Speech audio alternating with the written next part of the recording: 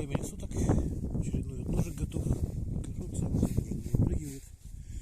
Вынимается одной рукой, то есть пальчики вот так вот упираетесь и уходит. Так, если же вдруг будет плохо выниматься, наждачкой вот тут вот немножко как бы подработать, сразу показываю. Ножны там из двух половинок можжевельника. У меня там есть на канале видео, как я их делаю. И сразу проверю.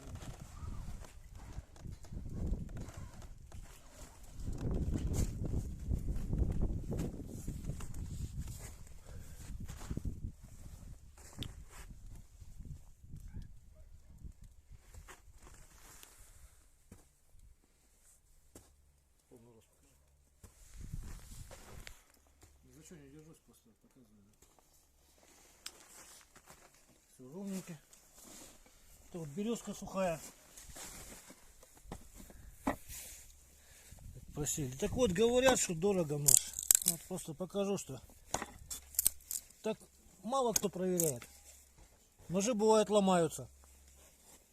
Это тоже все как бы стоимость ходит, потому что обидно, когда. Так, и вот покажу сейчас, как правиться. Это вот железка обычная от ножницы, от гильотины. Ну также об камень можно хороший какой-нибудь.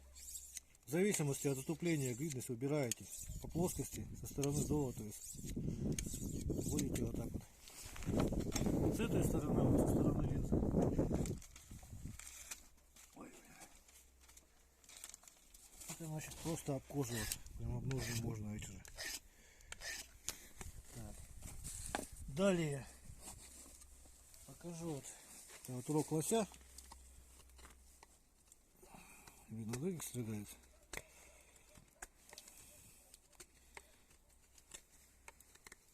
Урок лося, он твердый такой, достаточно вещь. Я не делаю супер твердые ножи. И у него заточка очень острая. То есть, поэтому это нож для того, чтобы резать, а не для того, чтобы он там. А сейчас покажу еще, как дерево строгается сразу.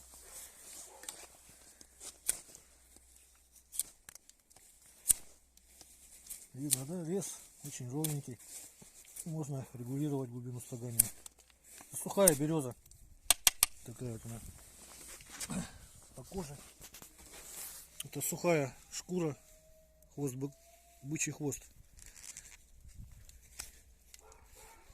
Так, ну, вот она видно, да, что поблеть, если там.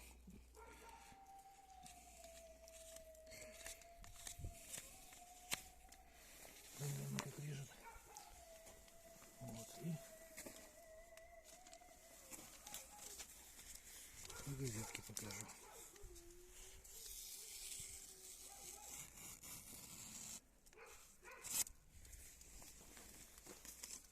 Так.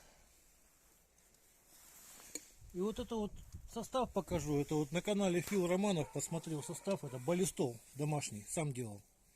20 грамм скипидара, 20 грамм керосина и 100 грамм вазелин, 25 грамм керосина и 100 грамм вазелинового масла. Это вот я клиночек смазываю, чтобы он не ржавел. Он протравленный, но 9 ХФ это такая железка, она ржавеет. Да, вот еще по поводу стоимости ножа. Говорят, что вот 9 ХФ дешевая железка. Но я вам скажу, что даже самая дорогая железка, вот она 4000 заготовка стоит, ее на 2 таких клинка хватит.